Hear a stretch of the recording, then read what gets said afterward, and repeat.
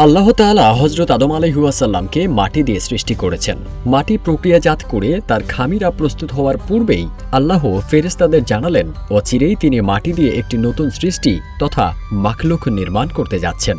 সেই মাখলুককে বাশার বা মানুষ বলা হবে এবং জমিনে সে আল্লাহ তাআলার প্রতিনিধিত্বের সম্মান লাভ করবে। এরপর হযরত আদম আলাইহিসসালামকে পৃথিবীর বিভিন্ন অঞ্চল থেকে সংগৃহীত নানা ধরনের মাটি দিয়ে সৃষ্টি করা হয়। কুরআন ও হাদিসের বর্ণনায় এই বিষয়টির স্পষ্ট ইঙ্গিত পাওয়া যায়।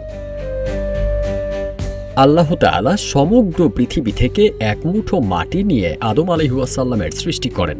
ফলে তার বংশধরদের মধ্যে গায়ের রং, স্বভাব ও বৈশিষ্ট্যে ভিন্নতা দেখা যায়। ইসলামী গবেষকরা বলেন, মানুষের এই বৈচিত্র্য মূলত সেই বিভিন্ন ধরনের মাটির কারণেই। কোরআনের বিভিন্ন আয়াতে মানুষের সৃষ্টি নিয়ে কয়েকটি ধাপের কথা বলা হয়েছে। কোথাও মাটি মানে তুরাব, কোথাও কাদা মানে তিন, আবার কোথাও শুকনো ঠনঠন করা মাটি যাকে সালসাল বলে।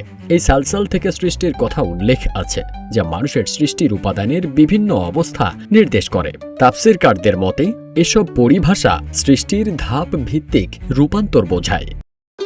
ভবিষ্যৎ হোক নিরাপদ, বিনিয়োগ হোক বিশ্বস্ত, আর আমার পছন্দ সল্ট বে। ওয়েলকাম টু সল্ট বে। তবে কুরআন বা সহিহ হাদিসে কোনো নির্দিষ্ট দেশ, অঞ্চল বা স্থানের মাটির নাম উল্লেখ নেই। বরং সার্বিকভাবে বলা হয়েছে পৃথিবীর নানা প্রকার মাটি থেকেই আদম আলাইহিসসালামের সৃষ্টি হয়েছে। একই সঙ্গে কুরআনে মানবজাতির বৈচিত্র্যকে আল্লাহর নিদর্শন হিসেবে উল্লেখ করা হয়েছে। ধর্মবিশারদদের ভাষ্য অনুযায়ী পৃথিবীর বিভিন্ন অঞ্চলের মাটি ব্যবহারের মধ্যে একটি গভীর তাৎপর্য রয়েছে। এর মাধ্যমে মানবজাতির বৈচিত্র্য, সংস্কৃতি, রং ও স্বভাবের পার্থক্যের ব্যাখ্যা পাওয়া যায়, যা মানব সমাজের সার্বজনীনতার প্রতীক হিসেবেও বিবেচিত হয়। আলেমদের অভিমত, মানুষের এই ভিন্নতা আল্লাহর সৃষ্টির নিদর্শন এবং মানব জাতির ঐক্য ও বৈচিত্র্যের এক অনন্য দিককে তুলে ধরে। ফারদিন সানি, রূপালী বাংলাদেশ।